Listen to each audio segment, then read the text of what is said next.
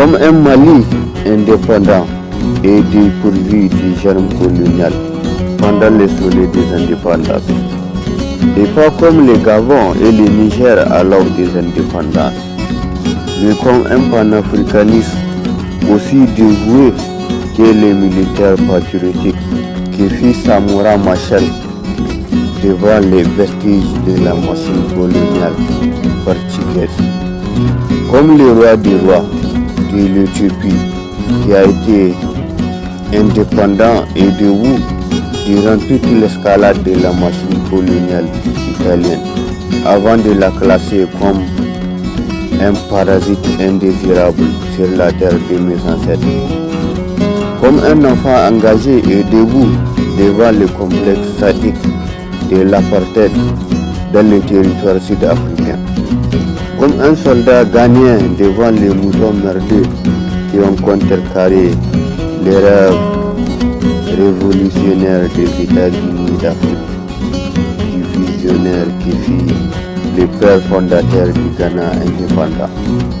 Comme un soldat algérien qui a mené l'effort de libération nationale du peuple algérien, pendant que les moutons originaires de l'Afrique occidentale française ont choisi la capitulation devant les galants du général de Gaulle.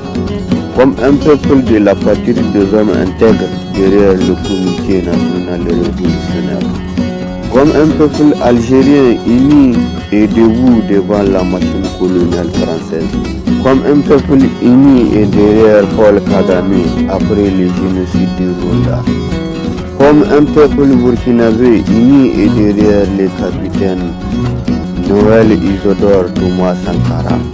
Comme un peuple uni et derrière les vaillants panafricanistes Sékou Touré au soleil des indépendances ouest-africaines. Comme un peuple malien derrière les panafricanistes avisés qui fit le père fondateur de la Fédération du Mali.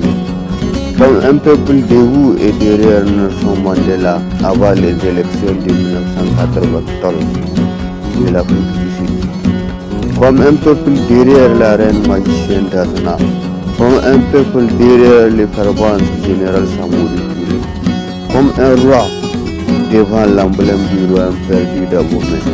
Et comme une Afrique debout et libre devant l'instinct colonialiste de la politique française et européenne.